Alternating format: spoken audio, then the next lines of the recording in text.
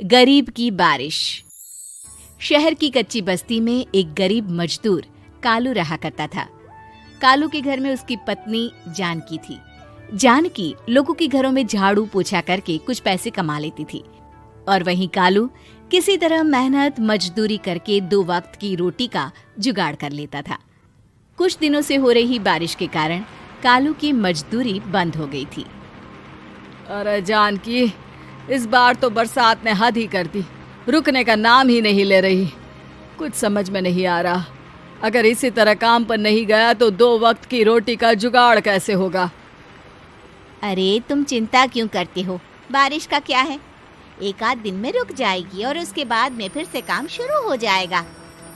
अरे 3 दिन तो हो गए, बरसात तो रुक ही नहीं रही है और आगे भी रुकने के कोई आसार नहीं दिख रहे। तो क्या हुआ, तुम्हारा काम बंद हुआ है ना? मैं तो अभी भी लोगों के घर झाड़ू पोछा करने जाती ही हूँ। मेरे पगार से कुछ दिन तो निकल ही जाएंगे। अरे घर का खर्चा तो हम किसी तरह चला लेंगे जानकी, लेकिन ये जो छत टपक रही है इसका क्या करेंगे? ये बात तो आपकी सही है। हमारी झोपड़ी अब काफी पुरानी हो चुकी है और इसके छप्पर में भी कई सारे छेद हो गए हैं। रात भर पानी टपकता रहता है। अरे मैं भी इसी बात से बहुत परेशान रहता हूँ। कहीं किसी दिन ज्यादा बारिश आ गई तो हमारी झोपड़ी टूटकर बिखर ना जाए। राम राम राम, ऐसी अशुभ बातें क्यों करते हो? अरे ऐसा कुछ नहीं होने वाला। ये झोपड़ी ही तो हमारा सब कुछ है। अगर यही नहीं रही तो हम जाएंगे कहाँ? ठीक है जानकी, जब तुम्हारी पगार मिल जाएगी तो कुछ पैसे बचाकर झोपड़ी के छप्पर की मरम्मत करवा लेंगे। शायद हमारी परेशानी कुछ कम हो जाए। ठीक है जी, अब ना ज्यादा परेशान मत हो।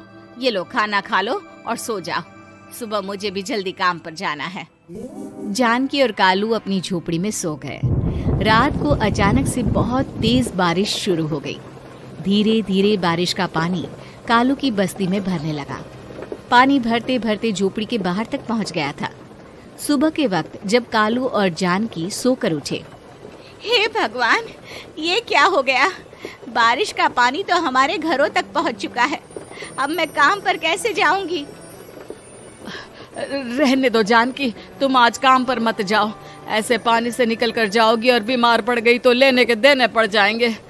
लेकिन अगर नहीं गई तो मालकिन लोग नाराज हो जाएंगे। आप जानते हैं ना, बड़ी मुश्किल से 1 दिन की छुट्टी भी नहीं देती है। अरे लेकिन जानकी, झोपड़ी के बाहर तो पूरी बस्ती में पानी भरा है, तुम जाओगी कैसे? जानकी जैसे तैसे करके काम पर चली जाती है, लेकिन अगले दिन फिर से बहुत ज्यादा बारिश होती है और बस्ती में ज्यादा पानी भर जाता है। आज तो मैं तुम्हें किसी भी तरह काम पर नहीं जाने दूंगा। अरे अगर तुम्हें कुछ हो गया तो क्या होगा? ठीक है, तुम ठीक ही कहते हो, आज नहीं जाती। अगर मालकिन नाराज हो गई तो मना लूंगी किसी तरह। अरे मनाने वाली क्या बात है? जब तुम बताओगी कि हमारी झोपड़ी में पानी भर गया है तो वो खुद ही समझ जाएंगे ना। अगले 2 दिन तक तेज बारिश होने की वजह से जानकी, कालू और आसपास की बस्ती में रहने वाले सभी लोगों के घरों में पानी भर जाता है, जिसकी वजह से जानकी काम पर नहीं जा पाती। और 3 दिन के बाद जैसे ही जानकी काम पर पहुंचती है, कहाँ थी तुम? पिछले 3 दिनों से काम पर क्यों नहीं आई? मैम साहब, क्या बताऊं, इतनी ज्यादा बारिश हो रही थी, हमारी पूरी बस्ती में पानी भर गया है और उससे भी ज्यादा तो मेरी झोपड़ी के अंदर पानी भर गया। आप ही बताइए कैसे आती मैं? इसका मतलब ये हुआ कि बारिश होगी तो तुम काम पर नहीं आओगी? ना ना, मेरे कहने का ये मतलब नहीं था मैम साहब। तुम जानती भी हो 3 दिन से कितनी परेशानी हो रही है मुझे। सारा काम मुझे खुद करना पड़ा। माफ कर दीजिए मालकिन जी, पर मैं क्या करती, आने के लिए रास्ता ही नहीं था, सब जगह पानी भरा हुआ था। बहाने तो तुझे बहुत बनाने आते हैं। जानकी देख, अगर अगली बार ऐसा किया ना तो फिर काम से हमेशा के लिए छुट्टी। अरे ना ना मालकिन, ऐसा मत कीजिए। बारिश की वजह से मेरे पति की मजदूरी भी छूट गई है। बड़ी मुश्किल से घर में 2 वक्त खाने की रोटी का जुगाड़ हो पाता है। आप मुझे काम से निकाल देंगे तो हम क्या खाएंगे? अगर इतनी ही चिंता है तो फिर रोजाना काम पर आया करो। चलो अब जल्दी से जाकर घर का सारा काम करो। बारिश रुकने का नाम ही नहीं ले रही थी। पूरे शहर में बाढ़ जैसे हालात बन गए थे।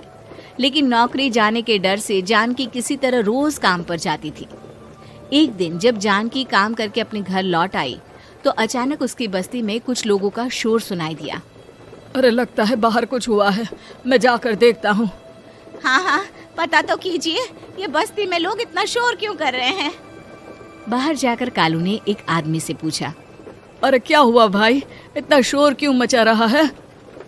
अरे क्या बताए भैया, अपनी बस्ती के बाहर एक पुल टूट गया है और वहाँ पर एक कार फंसी है। थोड़ी देर में अगर किसी ने नहीं बचाया ना तो वो कार पानी में बह जाएगी। हाँ? ये क्या कह रहे हो भैया, कार के अंदर कोई है क्या? हाँ, कोई औरत बैठी है, अकेली है, बहुत रो रही है बेचारी, मदद के लिए बुला रही है। अरे तो हमें जाकर उनकी मदद करनी चाहिए ना। अरे लेकिन इसमें बहुत खतरा है, हमें अपने आप को बचाना चाहिए। पानी कभी भी हमारी बस्ती की तरफ आ सकता है। अरे तुम्हें नहीं चलना तो मत चलो, लेकिन मैं तो जाकर उस औरत की मदद जरूर करूंगा। कालू उस जगह पर पहुंचता है जहां वो औरत कार में फंसी हुई थी।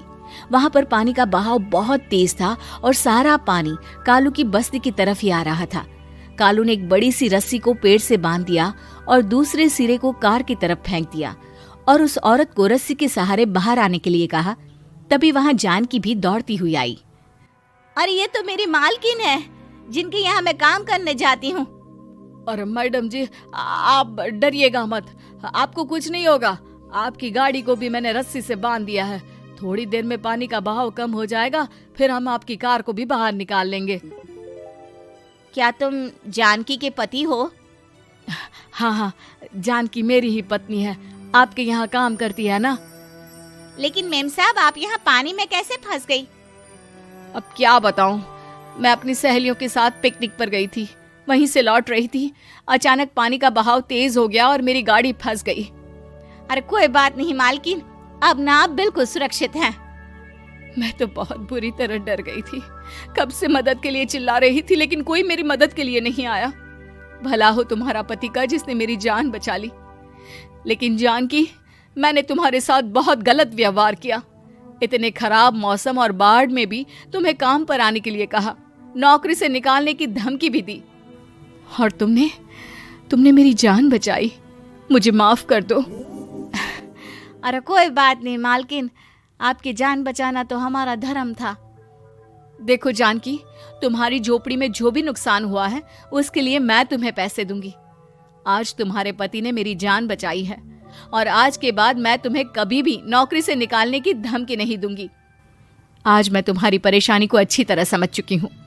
हम जैसे पैसे वाले लोगों के लिए अपने घर में बैठकर बारिश का मजा लेना बहुत आसान है, लेकिन तुम गरीब लोगों के लिए बाढ़ और बारिश काफी परेशानी खड़ी कर देते हैं। ये बात मुझे आज अच्छी तरह समझ आ गई है। आपका बहुत बहुत धन्यवाद मालकिन।